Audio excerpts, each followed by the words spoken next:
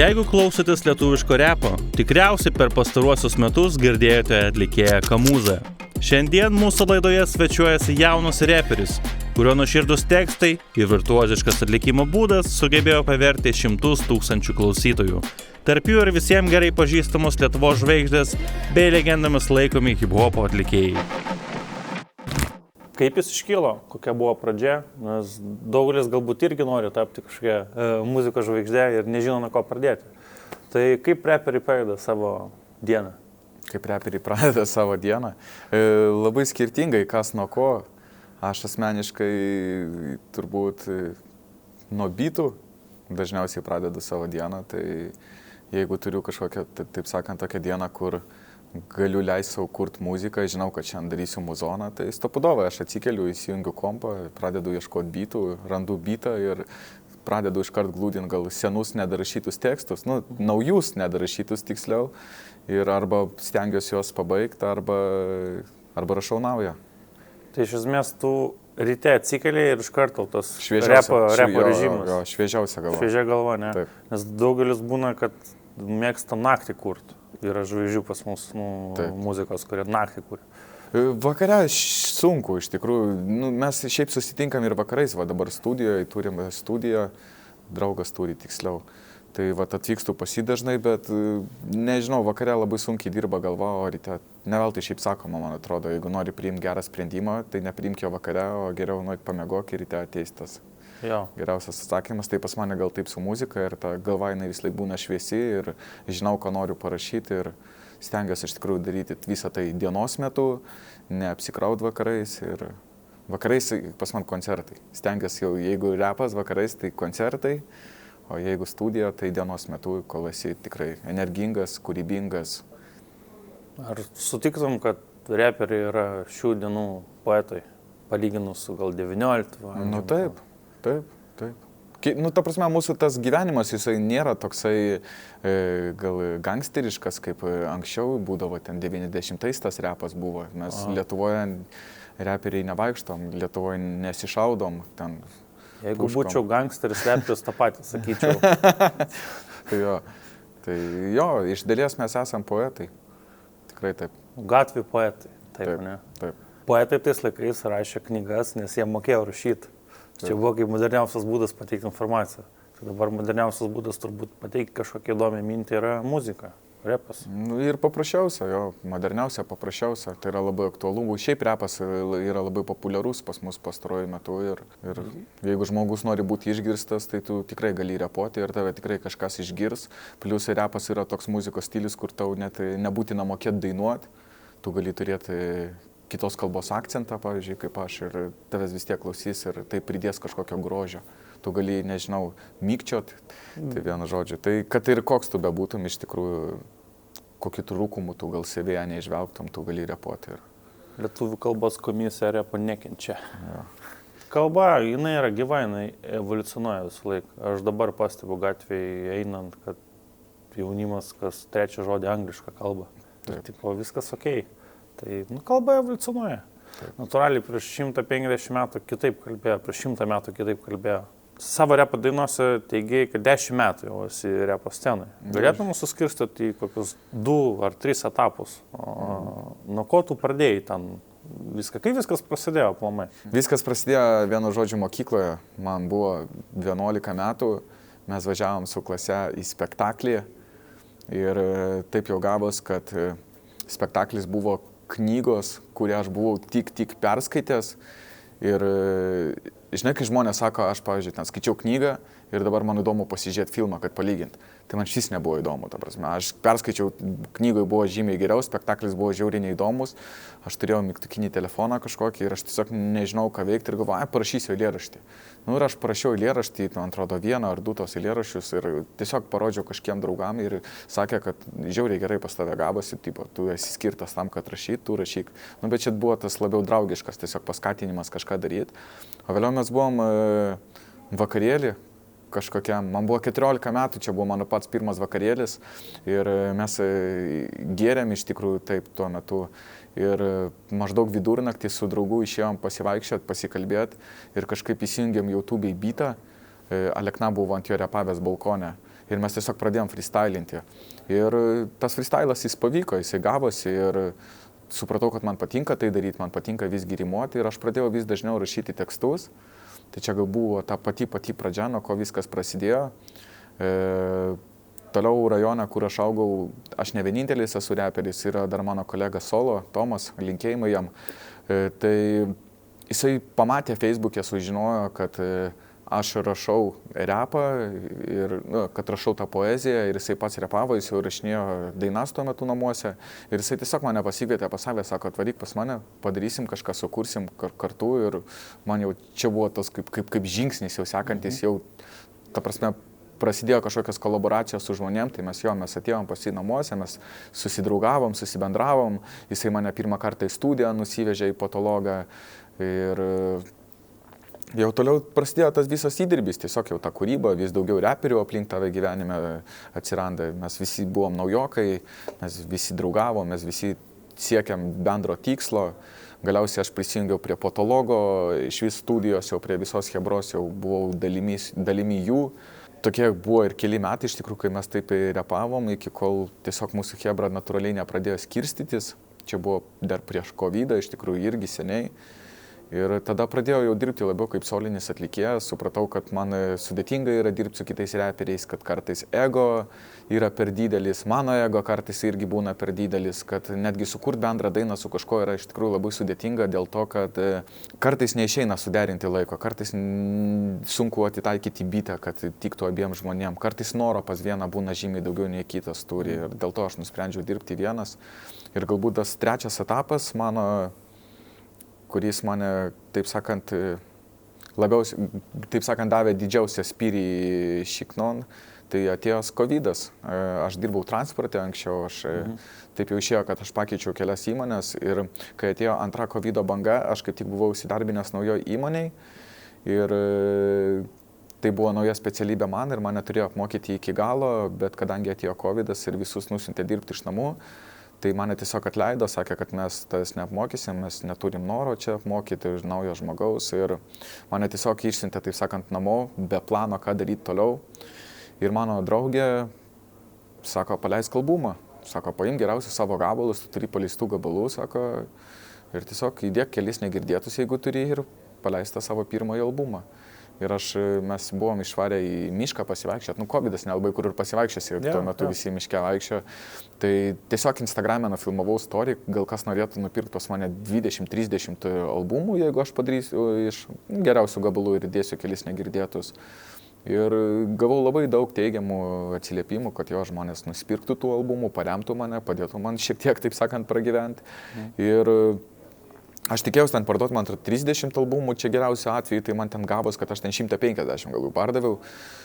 Tai tiesiog sėdėjau namie ir svarsčiau, ką daryti toliau gyvenime, arba aš ieškau savo darbo, grįžtu į ofisinį gyvenimą ir vėl pradedu tą savo niūrę kasdienybę, arba aš tiesiog pradedu rašyti antrą albumą ir aš pradedu įrašinėti. Tai aš tuo metu streaminau žaidimus per YouTube platformą.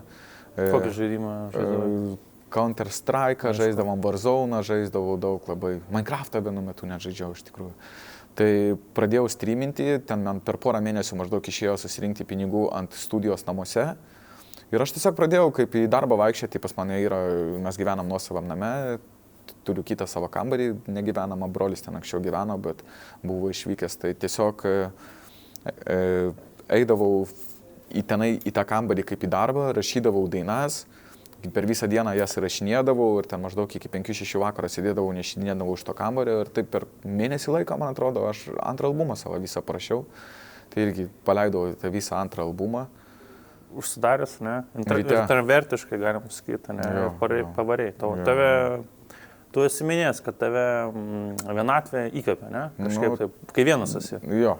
Pasikrauna. Mano ta kūryba jinai yra iš vis, maždaug jeigu man yra liūdna, kai aš neturiu su kuo pasikalbėti, tai aš tada repę galiu daug pasakyti, nes aš išsikalbu. Man muzika yra tarsi žmogus, kuris manęs išklauso. Aš viską tenai pasakau, ką aš noriu. Priešas, kai kyla gyvenimą, tada kaip menininkas išsilieja ant popieriaus. O trečias albumas? Ir šiais metais aš paleidau trečią savo solinį albumą. iškart norėčiau perduoti linkėjimus Mantui. Mantas yra mano draugės sesės bičias, tai pasakysiu.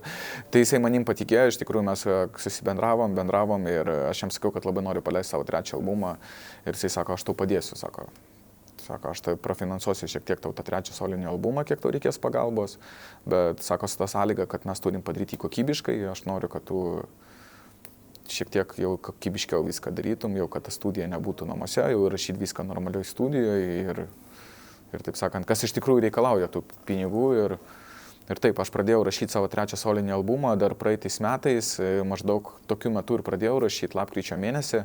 Įkvepiantis ruduo Lietuvoje, lietingas. Būtent rudenį. Taip. Mantas mane parėmė su tuo albumu, mes tikrai padarėm viską kokybiškai, aš jį rašiau apie pusę metų ir paleidau gegužės mėnesį jau tą 3 savo solinį albumą, iš tikrųjų, kur yra tokie gabalai kaip Mistika arba MC, kurie surinko po porą 100 000, man atrodo, peržiūrų jau, kas mane iš tikrųjų džiugina ir dariau albumo pristatymą Flow bare ir pradėjo daug žmonių labai rašyti man vienu metu, tipo, kad žiauriai geras repas pas tave, kad aš tavęs anksčiau nežinau, tipo, ir labai džiaugiasi, kad mane atradė ir kažkaip būtent po 3 solinio albumo aš pradėjau jausti, kad gal ir tų koncertų pradėjo daugiau atsirasti žmonių, kurie nori su manimi bendrauti, irgi tas ratas padidėjo. Mano kaina kaip atlikėjo irgi pakilo, kas mane irgi labai džiugina. Tai čia gal ir buvo tas 3 tas etapas, apie kurį aš taip ilgai pasakau, apie tų albumų. Tai tu eksponent, tiesiog ilgą laiką dirbai, nusekliai, nes tau patiko ir tas eksponentinis pakilimas staigus prasidėjo, ne? Tapai, galima sakyti, repo aplinkoje garsus. Ar tas žinomumas nepradėjo paveikti tavęs kažkaip tai? Nepakeitė tavęs? Aš nežinau, man turbūt sudėtingiausia būtų atsakyti, ar manęs jisai nepakeitė. Šitą klausimą gal būtų geriau užduoti mano draugam, kurie būna kartu su manim didžiąją laiką dalį. Jo, merginai gal. Bet ne, aš nesijaučiu pasikeitęs, aš nesijaučiu pasikėlęs. Aš esu labai dėkingas visai savo aplinkai, kuri mane palaikė per visą tą laiką, kad aš esu ten, kur aš esu. Aš vis dar bendrauju su savo tais pačiais draugais, su kuriais bendravau. Aš vis dar užsiemu tom pačiom veiklom, kuriuom aš užsiimdavau anksčiau ir su mielu noru nusifotografuoju su kiekvienu, kuris nori su manim nusifotografuoti ir jei kažkas iki šiol ateina, paprašo manęs parašo, man iki šiol būna keista. Tai ne, aš nesijaučiau pasikeitęs ir aš jaučiuosi labiau laimingas tiesiog, kad aš esu ten, kur aš daug metų ėjau. Esu perklausęs tavo naujo albumo, dainas kelias, tam buvo įdomių frazių. Maždaug atkartosiu. Esu pusiau Gariūnai, pusiau Sportland. Jo, pusiau Sportland, pusiau Gariūnai. Papasakok plačiau. Aš filmuojuos pastoviai, stengiuosi šiaip, ne tai, kad filmuojuos, aš pastoviai labai nešioju Nike brando rūbus. Aha. Man tai labai patinka ir aš iš tikrųjų rašiau ir Nike'ui, ir Sportlandui rašiau, kad bendradarbiaut, bet kol kas man nelabai pavyksta, taip sakant, gauti kažkokį iš jų atgalinį ryšį su patvirtinimu. Sportland. Prašau. Jo. Tai šiaip, norėjau pasakyti apskritai, kad apie visą tą savo apsirengimą gal norėjau paminėti, kad, ne viskas yra taip gerai su pinigais, iš tikrųjų kartais kaip yra vaidinama ir ne viskas yra iš Sportlando, kartais kažkas yra ir iš Gariūnų. Fleksino, ne? Bet, aš ne tai, kad fleksino, aš tiesiog pasakau, kaip yra, man negėda, jeigu aš ten turiu kažką. Turiu omeny, kad jaunimas stengiasi flexinti, Nike Prom, ten yra dar ta visa. O repė flexin būtina dabar, ar jau praėjęs tas amžius yra? Nes kai kurie vienos nuomonės laikosi, kiti kitos, kad ta prabangus automobiliai, ten dizainerio drabužiai, auksinės grandinės jau praeitis yra. Kad dabar tai nėra vertinama. Kad galbūt net Nike'as labiau yra kietesnis statementas išraiškos negu ten auksinės grandinės. Man atrodo, kad tai yra būtinas, nes žmonėms tai patinka.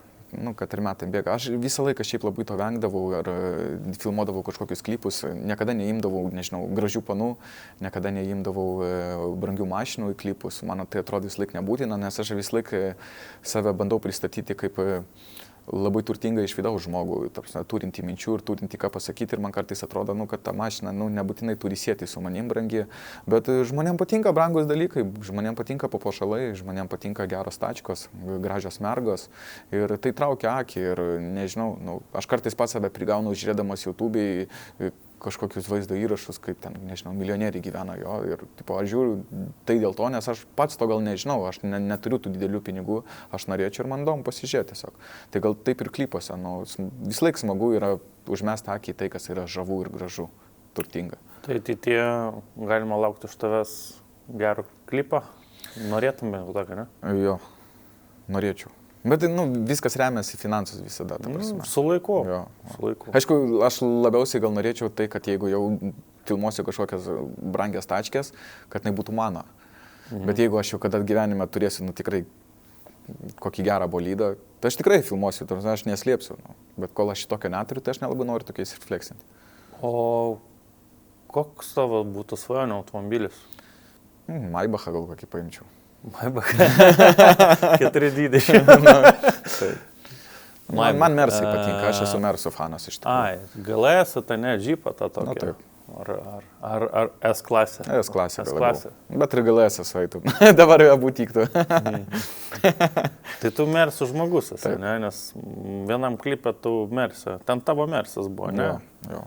Turiu Ieškę seną. Ir draugė mano, iš tikrųjų, galiu trumpą istoriją papasakoti. Kažkada, su savo draugė šiuo metinė, su kuria draugauju, mes kai susipažinom, tai mes irgi kažkaip nuvažiavom ir kažką apie mašiną šnekėjom ir aš įskau, kokios mašinos tu norėtum. Jis turėjo teisės, bet neturėjo mašinos. Ir jis sako, aš noriu Mersą. Ir man čia toks, nežinau, žiauriai patiko vien tas atsakymas.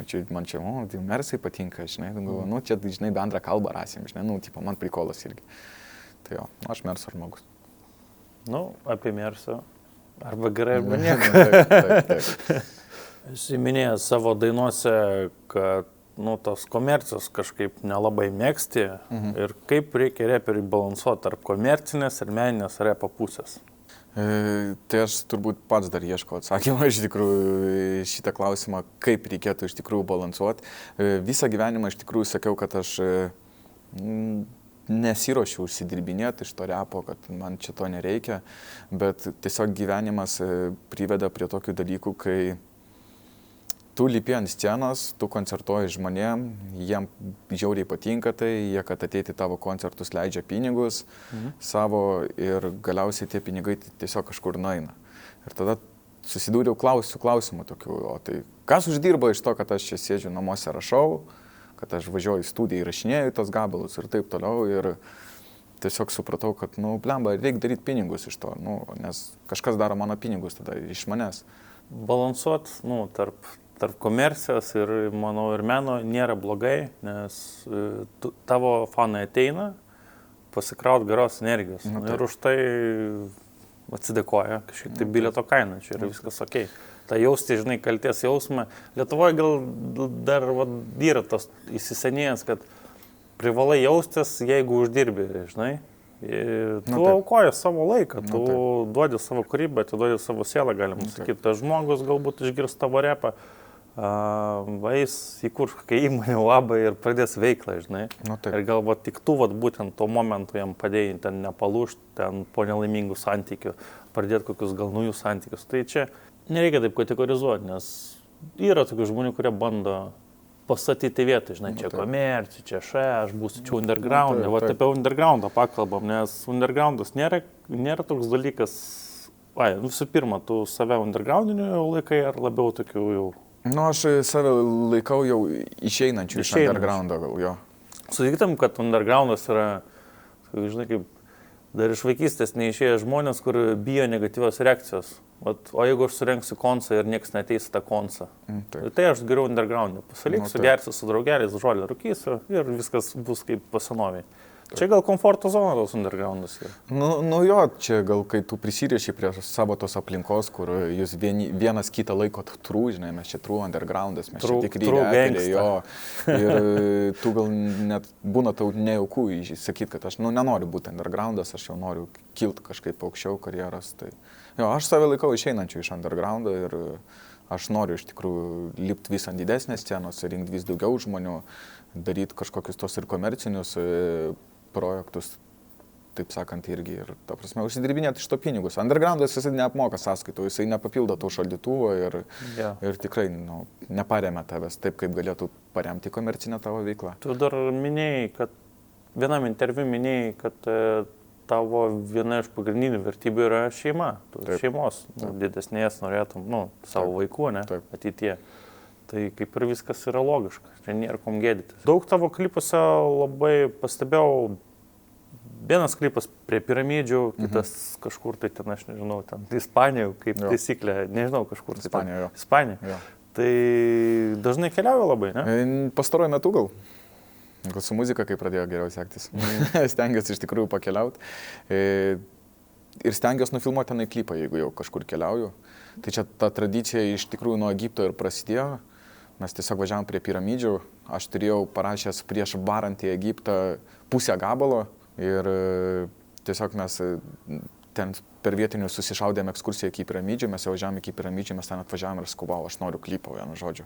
Tai tiesiog mano draugė sesė pradėjo filmuoti klipą man su savo iPhone'u 14, tada tik išėjęs buvo. Ir kame prikolas buvo iš vis to gabalo, čia aš nieko apie mistiką dabar gabalą, tai kame ten buvo pats bairis, kad aš to gabalo net neturėjau iš tikrųjų. Aš turėjau ausinės viso klipo filmavimo metu ir tenai grojo tik tai bitas. Ir aš viską, ką dariau, tai tiesiog visą laiką repavau tą tekstą, kur pusę buvau parašęs namuose, o visą kitą pusę aš tiesiog freestylindavau, bandydavau kažkaip ta prasme, padaryti tą video bent šiek tiek ilgesnį, kad vėliau turėčiau iš ko montuoti. Tai mes jo pasidarėm ten kelis kadrus. Po to mes, jau kai grįžau į Lietuvą, aš dar rašiau tą dainą iki galo. Nuvažiavau į studiją, įsirašiau ją ir tada jau tik pradėjau filmuoti klipą iš tikrųjų tam Egipte ir pasižiūrėjau, kad žiauriai gerai gavosi. Ir ten šiaip jeigu pasižiūrėti įdėmiau, tai matosi, kad kai kurios vietos iš tikrųjų klipe net 3 kartus kartojasi, nes man tos medžiagos vis tiek biškai pritruko ir tas lūpas pataikyti yra viskas sudėtinga. Nebūtume žinoję. Jo, bet aš tiesiog pasakau. Tai jo, o po to jau kažkaip gavosi, nuvarėm į Varšuvą, nufilmavom Varšuvai klipuką labai trumpą, buvom šitoj Tenerifei labai norėjau klipą nufilmuoti, prie Ugnikalnio filmavom vieną klipą, kitą klipą tiesiog kažkur kalnuose filmavom, neseniai buvau Maljorkoje, dabar irgi nufilmavau klipą, iki šiol dar editį nusėdžiu, turiu paleisti. Tai jo. O Egipte, kai filmuoji, pajauti tą energetiką, piramidžių kažkokią tai kitokią, ar ne? Labiau gal buvo... Komercinė pusė gal pajauti? Ne, labiau pajutau gal tos žvilgsnius tiesiog, žinai, aplink visų tų žmonių, kurie buvo prie piramidžių, nes iš tikrųjų buvo labai daug žmonių ir reikėjo tikrai pasistengti, kad atrast kažkokį kampelį, kur galėčiau pasifilmuoti. Ir... Figūrėlę tau dar įkišot ant filmavimo metu? Aš nupirkau. Nupirkau už $1, jo. Kažkaip tiesiog filmavau, galvoju, paimsiu, gal prikolas bus, bet nebuvo toks geras prikolas, kaip tikėjausi tuo metu. Su kokiu norėtum gyvų reperių kolabą dar nufilmuoti? Gyvų? Jo, gyvų. Arba mirusių. Arba ir tom. Nes aš tikiu, kad tu turi ten savo kokį nors ten repo dievukų, kurie jau iš 90-ųjų ten, ne? Aš tai kolabo tai šiaip su Gufu kokiu norėčiau iš tikrųjų. Aš taip ir supratau, kad tu Gufu klausai. Jo, su to. Tai kažkaip trečią albumą klausau, galvoju, man atrodo Gufo tu klausai. Naikas tas viskas, yra panašumą. Bet čia yra viskas okei, tai iš kažko išmok turėjai, ne? Kažkas tave įkvėp turėjo. Taip. Minimaliai. O šiaip, jeigu šnekant apie lietuvius, su kuo norėčiau kolabo, tai gal nėra tokio kolabo, kurio aš ten labai stipriai norėčiau šiuo metu. Tiesiog nesu užsidegęs ir manau, kad jeigu norėčiau su kažkokiu reperiu padaryti kolabą, tai aš manau, man tai po truputį tampa prieinama daryti su bet kuo jau. Jaučiu, galėčiau, ta prasme, susitarčiau. O nežinau, iš amerikiečių tai irgi nežinau. Aš nelabai... Visą gyvenimą savo klausiau amerikietiško repo, taip jau yra. Aš daug augau ant lietuviško repo ir iš amerikiečių, nežinau. Su Tupaku gabalą norėčiau, aišku, bet čia gal toks lėkštas atsakymas būtų. Kodėl ne? Tai... Esi apšildęs vienam koncerte GNG sindikatą. Kaip viskas įvyko? Jie į tave kreipėsi, ar tu į juos kreipėsi, ar atsirado bendrų draugų, kai visą laiką netyčia? Aš bendrauju draugauju su DJ Mamane iš GNG sindikato. Tai čia vienas iš pagrindinių didžėjų. Taip. Lietuvoje, repo ir GNG sindikato. Taip. Taip, tai vat, buvo taip, kad aš kai paleidau savo trečią solinį albumą, tai mama neatėjo į mano albumo pristatymą, mes su juo šnekėjome, jisai sakė, kad jo, sako, bus kažkokių planų, sako Kamūza, sako, aš tau nenoriu nieko kol kas sakyti, nieko to nenoriu pasakot, bet nu, mes dar susisieksim. Ir vėliau ten kažkaip taip gavos, kad man... Mistiškai. Jo, iš Lukiškių kalėjimo, man atrodo, paskambino tiesiog jau viena panelė ir sako, kad G&G sindikatas labai nori, kad tu juos apšildytum per savo koncertą. Čia rugsėjo 1 dieną. Kas nežino, Lukiškių kalėjime jūs jau nebedirba, vyksta koncertai. Jo. Nes, žinai, kas gali pagalvoti. Tai jo, tai vat, paklausė tiesiog, nu, susitarėm dėl kažkokių sąlygų ten, dėl to koncerto ir viskas taip vat, ir įvyko. Ir buvo žiauriai kieta, aš labai laimingas, labai dėkingas esu už tą, kad jie mane pasikvietė apšildyti. Ir buvo daug žmonių, iš tikrųjų, mano pasirodymo metu buvo apie 1500 ten jau G&G, žinau, kai pasirodė G&G, buvo apie 3000 žmonių. Oho. Nu tai ten maždaug jo, aš pradėjau ten nuo 1000-1500 ir tų žmonių kiekis vis didėjo. Tai jaudulį. Žiauriai didelį. Buvo labai didelės, ta prasme, čia buvo turbūt didžiausia scena, ant kurios aš esu stovėjęs, ta prasme, visi žmonės buvo tokie, galiu net pasakyti gal, kad ne visiškai mano publika, daug kas atėjo, yra tėvai su vaikais, jie, su G&G sindikato atributika ir čia vis tiek išlenda undergroundinis reperis Kamūza, jo, ir buvau pagavęs nemažai tų žvilgsnių tokių, kur, tipo, kas tu esi, ką tu čia veiki, kodėl tu čia esi ir buvo šiek tiek nejaukų ir net repuojant pagaudavau kažkokį žvilgsnį, kur iš tikrųjų nepatinka vienam ar kitam žmogui, bet kas man labai patiko, kad iš tikrųjų žmonių buvo ant tiek daug, kad net jei kai aš pagaunu kažkokį ten blogą žvilgsnį, pikto vieno žmogaus, aš net stengdamas jis jau negalėdavau to žmogaus rasti, nes jis tiesiog jau kažkur toje minioje būdavo, tai viskas va taip. Ir mes buvom kaip tik paleidę su Atikinu Seni pastatai gabalą ir Meilės nenusipirksi gabalą. Mes kaip tik ruošiam tuo metu, aš pasikviečiau Atikiną kartu į tą koncertą į Lukiškių kalėjimą ir mes su juo atlikom tas 2 dainas, taip sakant, pratestavom tą Meilės nenusipirksi ir žmonėm patiko iš tikrųjų labai, tai buvo labai geros emocijos.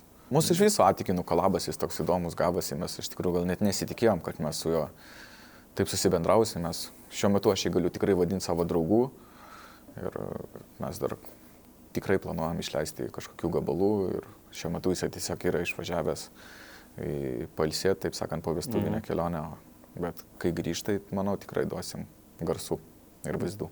Tu minėjai vienam interviu, kad tik su žmonėm, su kuriais artimai bendrauja, taip. Nori daryti kolabus, Taip. ne tai, kad tiesiog pasiūlo komerciškai išlempus. Ar pasikeitė tas, ar ne taip jau dalinai, kategoriškai? dalinai pasikeitė, jo, ne taip kategoriškai gal į tai žiūriu, gal tiesiog pradėjau šiek tiek lengviau prisileisti žmonės prie savęs. Aha. Bet su Atikinu čia irgi nebuvo taip, kad mes tiesiog susitikom studijoje, čia aš turiu tekstą, jis turi tekstą, mes turim bitą ir tiesiog padarėm gabalą. Ne, čia taip nebuvo, mes daug su juo labai kalbėjom. Mes su juo kalbėjom apie, nežinau, apie šeimą, apie draugus, apie vaikystę, apie, nežinau, kažkokius žalingus įpročius, apie hobius. Ir tas pokalbis nebuvo labai greitas, jis, nežinau, buvo gal 2-3 valandas, mes su juo iš tikrųjų labai taip susipažinom, stipriai, sakykim taip. Ir tada pradėjom spręsti, kokį gabalą mes norim padaryti ir ar mes iš vis jį norim daryti. Nes tas mano važiavimas į studiją pas Atikiną patį pirmą kartą, tai nebuvo net toks kaip garantas, kad mes tikrai darysim gabalą. Čia galėjo tiesiog pasibaigti pokalbių, jo malonu susipažinti ir būčiau palinkėjęs jam geros dienos, bet mes pagavom tą kažkokį ryšį ir tiesiog iššovėm tą gabalą ir jis tikrai susilaukė to dėmesio ir kodėlgi nedaryti toliau, jeigu prikolas. Kalbėjot apie žalingus įpročius, kalbant apie juos, repė žalingi įpročiai padeda kurti ar labiau žlugdo gerą repą? Gadina, aš manau. Gadina, ne? Nu, gadina reikalus, tikrai. Gadina reikalus, gadina žmonės kaip minimum. Nemokamas dopaminas. Nu, taip. Už nieką. Neužsitarnavus. Taip. Teisingai. Esi minėjęs, kad buvo žmonių, kurie kaip tave gyvenime, kaip pasakyti, kaip išdavė, ne? Ar tie draugai, su kuriais buvai anksčiau, dabar jau nesi kažkas? Jo, čia gal tie draugai, gal su kuriais anksčiau daug laiko leisdavau kartu, tai tiesiog mes daugiau nesam draugais. O jo, čia dėl pavydo ar dėl to, kad jie tūsina? Čia nei pavydas, nei išdavystė, čia gal tiesiog tie keliai taip tiesiog prasilenkia hobiai, ta prasme, pomėgiai mūsų ir aš neseniai net apie tai svarsčiau iš tikrųjų ir kažkaip prigavau save prie tos minties, kad žmonės, su kuriais aš nustojau bendrauti, aš jų daugiau nesutinku. Ir galvoju, gal net ir gerai, kad aš su jais nustojau bendrauti, nes mano kasdienybėje mes neprasilenkiam tiesiog. Nu, ta prasme, tarp mūsų nebeliko nieko bendro. Jo, nu, kad kažkokios išdavystės, nu, jo, gal kažkie pavieniai atvejai, kažkas kažkur kažką pasakė ne taip ar kažką, nu, bet čia tokios labai smulkios. Kažkokių didelių išdavyšių, ten apgavyšių tai nebuvo tikrai mano gyvenime. Viskas tiesiog nutrūkdavo labai natūraliai ir aš iš tikrųjų dėl to nemažą laiko liūdėdavau, nes galvodavau, kodėl tai vyksta. Pas mane ta aplinka natūraliai labai keičiasi ir aš tikrai esu pakeitęs ne vieną ratą savo draugų. Ta prasme, būdavo toks ratas draugų, po to toks ratas draugų, vėliau tokia jau hebra atsirado. Ir aš vis laik labai stengdavausi su visais labai gražiai bendrauti, ta prasme, būti tikrų, trūjo ir, nu ir vat kažkaip taip gaunasi, kad pastoji kažkiek pykčiai vis tiek iš kažkur išlenda ten, nežinau. Ir tiesiog liūdėdavau dėl to, kad galvodavau, kodėl man taip nesiseka su žmonėmis. Bet pastaruoju metu tiesiog supratau, kad reikia būti blogesniam žmonėm jo ir galbūt jie mažiau tave skaudins. Kai sako, būk monstru, kuris moka save kontroliuoti. Nu, ta prasme, esi monstras, bet nerodai dantų, žinai, visiems. O kaip tu nusiresėtini gyvenime? Nu, kokie tavo hobiai? Laisvalaikis. Nu, man hobis ir yra muzika, gal tas geriausias laisvalaikis. Tai tavo darbas ir laisvalaikis kartu eina. Nu, taip. Pavadini darbų, tada neina kurti, ne? Nu jo, aš nevadinu to darbu. Žinau, aš to nevadinu darbu, jo. Man tai yra laisvalaikis, ta prasme. Aš galiu nuvažiuoti į studiją, neseniai čia buvau, kad čia užvakar buvau studijoje pas draugą nuvažiavęs. Ir nežinau, mes tiesiog kokias 3 valandas su sėdėjom, šnekėjom ir tiesiog čilinam tenai, klausėm muzono ir mes nieko ten nedarėm, mes nedirbom, nieko nekūrėm iš pradžių. Bet jau vėliau palsėjo, jau sakom, kažką sukūrėm, tai jo, mes sukūrėm. O šiaip, koks tas resetas gali būti? Vakarėlis kažkoks irgi gali būti resetas iš tikrųjų. Mėgstu atsigerti kažkokio alkoholio irgi. Keliauju, kuriu ir pastaruoju metu stengiuosi apsilankyti kuo daugiau koncertų, kaip įmanoma. Šiuo metu esam Melo koncertiniai salėje, čia nemažai vyksta koncertų visokių, tai stengiuosi atvažiuoti įkalt bent vieną alaus pasižiūrėti, kas vyksta ir tada važiuoju laimingas namo. Įdomi vieta, stotys, naujininkai, čia ir aš ne vieną kartą sutūsinės. Ir garažė buvo trepo tūsas, ir elastika buvo, bet neprisimenu, kaip aš ten atsidūriau. Ir galima sakyti visą tą kultūrą, repą, didžėjų, šokių. Čia klesti šitam pastate toliau. Taip. Kaip tu galvoji, jeigu mes pabandytume išeiti lauką prie perono, parepuotume? Aš tau galbūt iš galo pabandyčiau ten irgi prijungti eilių. Davai, važiuom.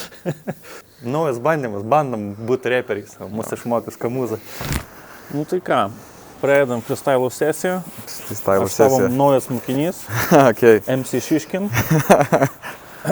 Esame naujininkuose, stoties, traukiniai, vatnikų knygynas yra, kavinės, narkomanai, alubariai, noras prasimušti žmonės. Ką reikia žinot, kad taptų geru MC? Ką reikia, bet klausimas irgi. Kad būt geru MC reikia iš tikrųjų tikėti savimi, aš manau, tikėti tuo, ką tu repuoji ir turėti ką pasakyti. Nebijot pasakyti tai, ką tu galvoji. Kaip reikia atitaikyti žodžius, kad gautųsi tas freestylas? Aš noriu pradėti repuoti. Man gal šiek tiek net sunku aiškiai papasakoti iš tikrųjų, nes viso tai kažkaip organiškai gaunasi, bet freestylas yra iš tikrųjų tai, ką tu galvoji ir reikia stengtis jo pasakyti taip, kad tie žodžiai rimuotųsi ir įdėti kažkokią tą tikslą. O tai nuo ko reikėtų pradėti? Tai iš tikrųjų reikėtų pradėti turbūt nuo byto. Jau reikėtų pajusti tą bytą ir būna, kai pradeda groti bytas, tu pats jau žinai, ką tu repuosi. Ar reikia apie savo gyvenimą pasakoti, ar galima išsigalvoti? Tu gali bet ką daryti, čia yra freestylas. Okay. O būna kartais nesuprantu, ko jie nori, bet darau savo muzoną ir muzoną tik tai tikrą. Aš būnu, žiūriu į šį pasaulį, būdamas tarsi už stiklo, būna nesuprantu, man pavyko čia ar nepavyko. Kartais aš darau muzoną, dykai būna dėl skatykų, o mes čia būna jau keliaujame per visus miestus, o kartais mano miestas būna man tarsi kaip testas.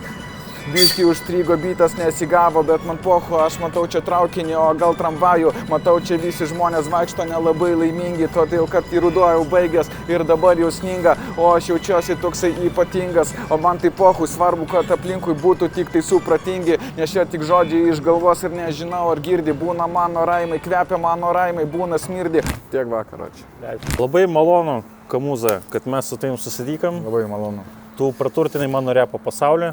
Aš tikiuosi, daugelis žmonių praskaidrins tavo dainos gyvenimą, padės pralaukti liūdną rudenį ir žiemą.